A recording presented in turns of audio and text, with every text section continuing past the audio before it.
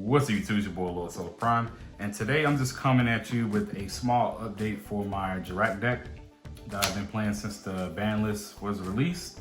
In this video, we will be covering the main, side, and extra deck, so just be prepared for that. The reason I wanted to cover my side deck in this video is because there is a potential card in my side deck that I'm thinking about moving over into my main board.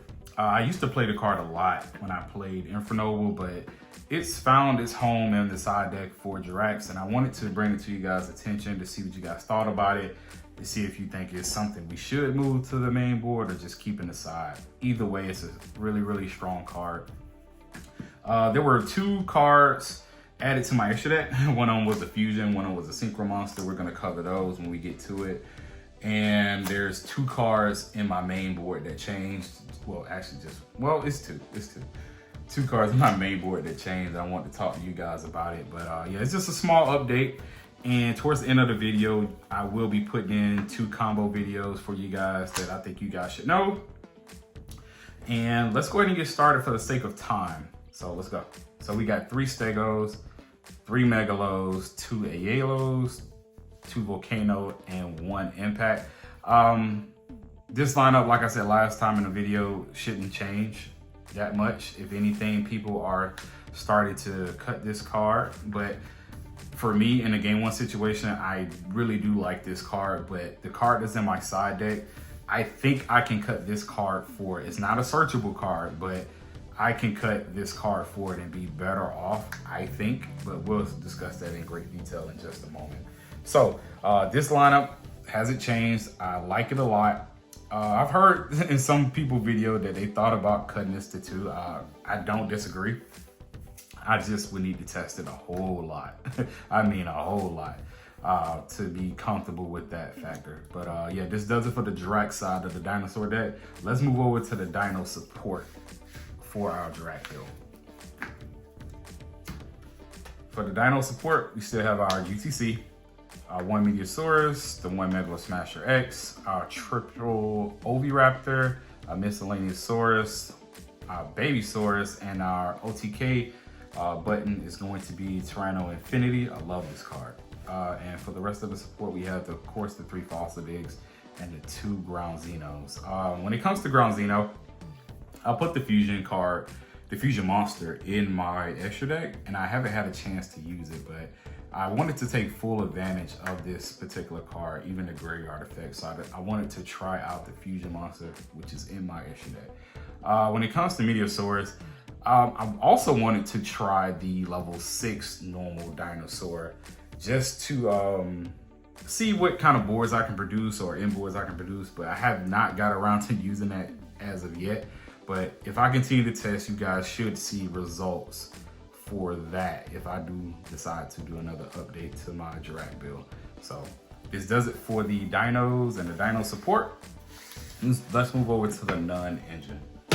For the non-engine, we have our 1 Nibiru, triple Ash, triple Fua, and double DD Crow.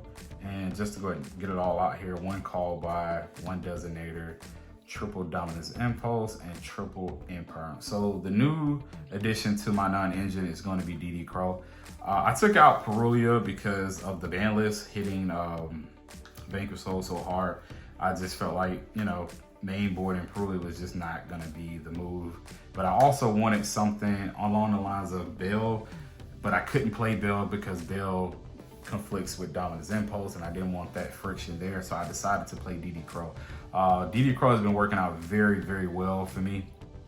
Even in the Draco Tail matchup, there's a lot of times where they do not open Famina, but they will send it to the graveyard from the fusion spell, and in hopes to add it back to their hand with the effect of Arthurion. And at that moment there, I like to draw up DD Crow to just get it out of the way. That way I don't have to worry about it being activated on my turn or anything like that as a surprise. So, but DD Crow does have its advantages against other matchups as well, you know, like Yummy and to a certain extent K9. But I thought this was a really great addition to the deck. So this does it for like the non-engine. I'm still on Cross-Eyed Designator. I know like you guys don't care for Cross-Eyed Designator in this format, but playing Cross-Eyed Desert protects us from the other cards that Mist cannot protect us from, like Fua. So I really wanted to make sure I had a way to check Fua in the main, and Cross-Eyed Desert is just there for that reason. So that does it for the main board. Let's move over to the extra deck right quick. Now, the extra deck is going, this aside, the extra deck is going to be pretty straightforward. So we have our 3 Jurrac Meteors, and where are the Asteros? Sorry guys, we have our 3 Asteros, our 1 Velfido, and for the new addition to the deck, we have our Horned Brute Connosaurus. But for the rest of the video, I'm going to classify him as HBC. Now, with the HBC being added to our extra deck, it is now our primary target to bring back from the effect of Jurrac Meteor. It used to be our Meteorosaurus, since he was our resident level 6 tuner that we can bring back from the graveyard, but now they switched over to HBC for good reason, because it's just an all-around better card. It has a quick effect, sync effect, and in the battle phase, it allows you to drop dinosaurs out of your hand. So you can attack, synchro in the battle phase and kill your opponent. So this is a really, really good addition to the deck. We've been needing this card for a very, very long time. Moving on, for the rest of the dino support within the deck, we have the 1 Transcendence Fusion, and we have the 1 Doka, and the 1 Grunosaurus Giga Cannon, which is going to be your way to play through Nibiru with this deck, and I'm going to show you that combo in just a little bit. But like I said earlier about the fusion for your Ground Xeno, I haven't had a chance to summon it just yet, but it's really, really good. It just needs more testing. I just haven't produced it onto the board yet. But like I said, I just want to take full advantage of the Ground Xeno full spell. For the non-dino stuff, we have the 1 Sword monster, we have Promethean Princess, Hida, and SP Little Knight. And that does it for the extra deck. Let's move to the side.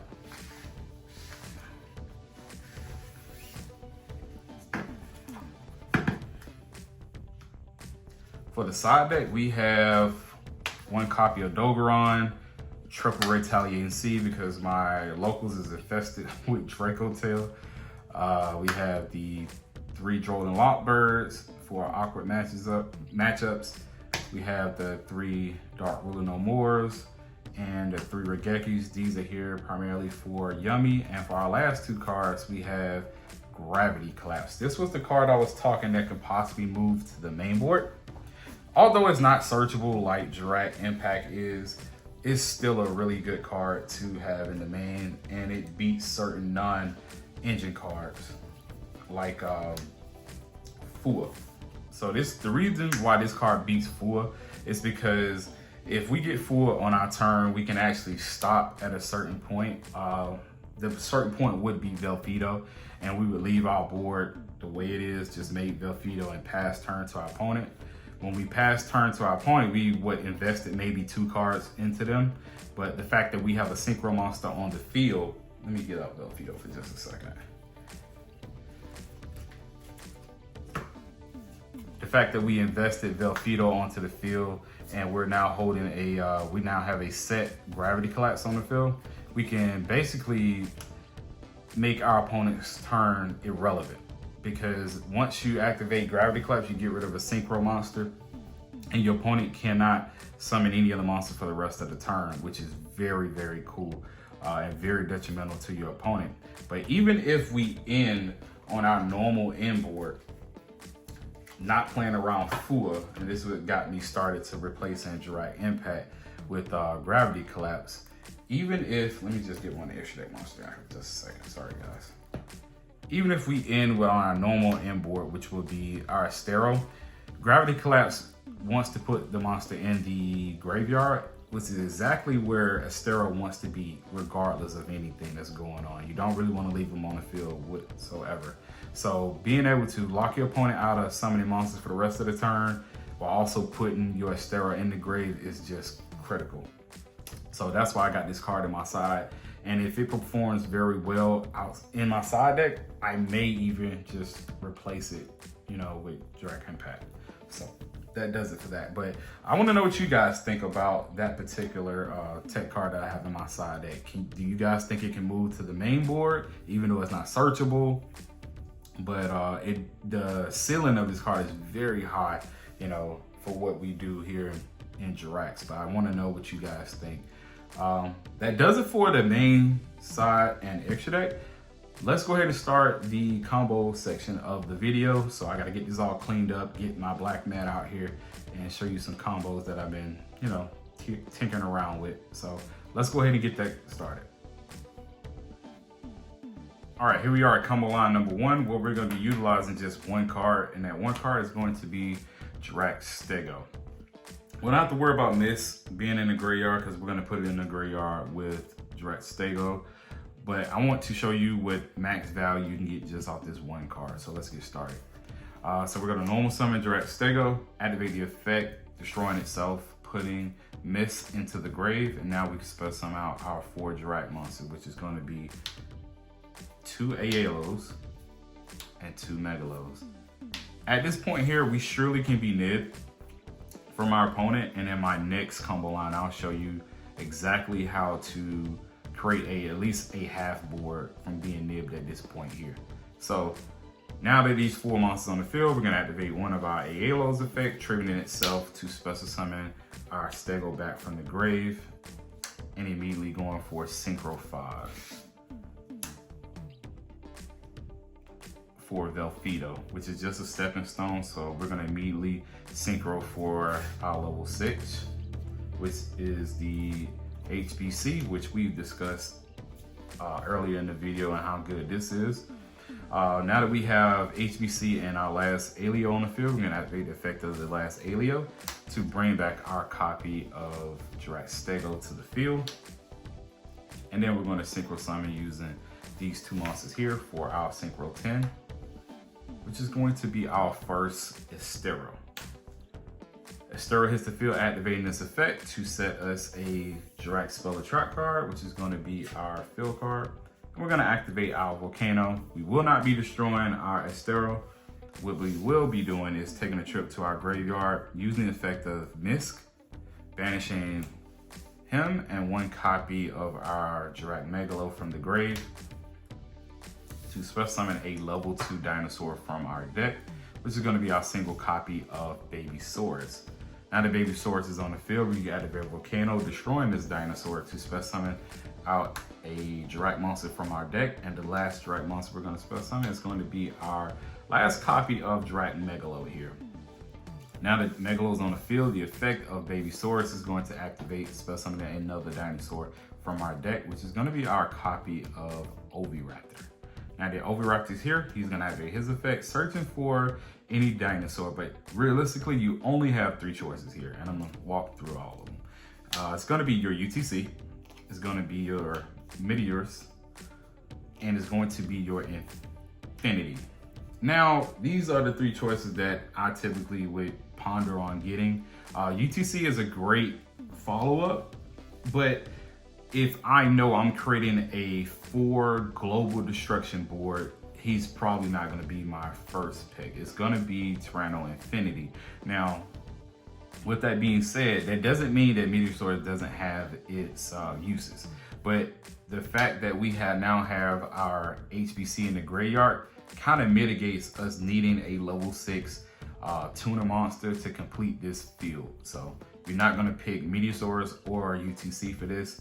But this is, of course, you guys can pick whatever you want. But personally, if I'm put in this position where I know I'm creating a 4 global destruction board, I'm pretty much gonna get Tyranno Infinity because there's gonna be a lot of dinosaurs banished by the time my opponent passed the turn back to me. So we're gonna go with Tyranno Infinity here. All right, now that we have Infinity in our hand, we're going to use the effect of Oviraptor to destroy this last Megalo to special summon our copy of HBC from the graveyard, which is going to trigger the effect of our Jurrac Megalo in the grave, sending our second copy of Estero to the grave. Now that we're at this point here, we can just Synchro for our 3rd Estero. And our third Astero is going to set us a copy of Jurrac Impact directly from the deck. So that gives us our fourth interaction on our opponent's turn for global destruction. And we can just go ahead and count them out, which is going to be 1, 2, 3, and 4. So this is the end board that you would present to your opponent. And like I said, the reason you search for the Tyranno Infinity, because once your Jurrac Asteros use their effect to banish dinosaurs from the graveyard, and you plan on leaving your opponent with 0 cards on their field whatsoever, you want to make sure you don't have to search for your OTK button in this instance. So that's why I chose to get him, and it's going to make it much easier to just go ahead and solidify the game after that point. So that does it for this combo line. Let's move on to the next one, where we can make a half board playing through Nib and somewhat can achieve a measured, counterbalance to being Nib at one of our critical points. So let's go ahead and get into it. All right, here we are at combo line number 2. We're still going to be using the Jurrac Stego here to flush this combo line out, but we will be getting interrupted at a very critical point by our opponent. But I want to show you guys how to create at least a mountable defense, somewhat of a half board, to possibly get the initiative back in your turn from your opponent. So let's go ahead and walk that through. First, we're going to start off by normal summoning our Jurrac Stego, activating the effect like last time, destroying itself, sending our Mist to the grave, and spell summon out our 4 level 1 Jurrac monsters. Now at this point here, our opponent is going to drop Nibiru on us, tributing all our monsters and sending them to the graveyard, which is very bad for us at this point here, because we lose out on certain cards that we will need. We need extra dinos, and we need our Horned Brute being in the graveyard as a very good target to bring back for our Jurrac Meteor. But we lose out on all of these cards here, which is okay, and I'm gonna show you why. So now our opponent has established a Nibiru on the field. We have the Nibiru token. We can then use our graveyard effect of Mist here to banish itself, along with 3 other Jurrac dinosaurs, which is going to be our 2 ALOs and our Jurrac Megalo here. So it leaves us with Stego and another copy of the Megalo in the graveyard, which is okay because the only important one we really needed was Stego at this point. So now that we have these 4 banished, we can spell summon out a copy of Oviraptor, fulfilling the effect of Misk. Oviraptor hits the field and searches for our 3rd and final copy of Megalo here. We then are going to activate the effect of Megalo to spell summon itself to the field because we control a dinosaur. And at this point here, we use the effect of Oviraptor, destroying our copy of Megalo to special summon out our copy of Stego from the grave. And then, as we now destroy Megalo, its effect is going to trigger sending a copy of Jurrac Astero to the graveyard to help us on our opponent's turn. Now, we're dino locked here at the moment, so we can only use monsters from our extra deck that are dinosaurs, which is fine because now we can exceed for a copy of GGC. GGC is going to allow us to make this half board even better on our opponent's turn, and we'll cross that bridge when we get to it. So this is going to be the end board you present to your opponent, based off the 1 card that we have. Hopefully we have some engine in our hand to help combat on our opponent's turn, but let's continue. So we then pass our turn to our opponent. At any point in time, we feel like we can get a lot of value off our opponent building their board on their turn. We can use the effect of Jurrac Astero to banish itself and a copy of Megalo from our graveyard to special summon a copy of Jurrac Meteor from our extra deck. His effect activates, globally destroying all cards on the field. So we're going to get rid of the token we got, our GGC, himself, as well as our opponent's monster. And then we're going to special summon back out a copy of Jurrac Megalo from our graveyard, fulfilling the effect of Jurrac Meteor. Now, once we get Jurrac Meteor's effect resolved and we have Jurrac Megalo on field, we have another effect we need to resolve, which is GGC. GGC says whenever it's destroyed, you can activate this effect to destroy any card on the field and deal 1,000 life points damage to your opponent. So it's gonna trigger in the grave, destroying our Megalo that we brought back from our Jurrac Meteor, dealing 1,000 damage to our opponent.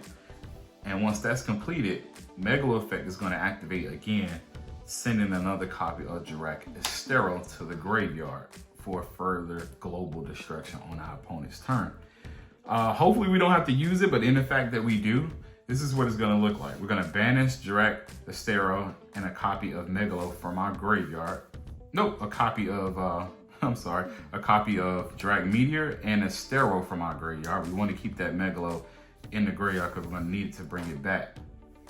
For our second copy of Jurrac Meteor, Jurrac Meteor comes to the field, destroys all cards on the field, and special summoning out the Jurrac Megalo from our graveyard. At this point here, hopefully we've mounted a sizable defense, eliminating any threats from our opponent, and we're able to play on our turn with at least just one monster on our field, hopefully, if our opponent don't have any other interruptions, and they leave us with this card on field. At that point there, we hopefully played through a lot of their interruptions, using certain hand shots we might have accumulated on our previous turn or anything like that. But this is how you would essentially beat Nibiru and end on a half board that can potentially get the initiative swung back into your favor. So that does it for this video. I really appreciate you guys sticking around and looking at the videos that I produce. I really do appreciate it. Hopefully I explain myself very well in these videos, and there will be many more videos to come. I'm thinking about switching over to the Jurrac Fire King, which is the JFK deck that I have now called it JFK. No pun intended. And I think that's a better deck than this, essentially. Even though Miss is a one hell of a card to, not have your plays interrupted, I do feel like the Fire King version that mixes Jurrac within it is a better contender. And I will be exploring that in the near future, and I'll show you guys my deck list that I came up with. So be on the lookout for that. This does it for the video. Thank you for watching. If you guys could just give a like, subscribe. If you guys found this content very informative and you guys want to share with anybody that you might know that may enjoy it, please do so. And any comments you guys want to leave down below, I will reply back to. But this has been your boy Lord Solar Prime, and I'm out, guys. Peace. Thanks.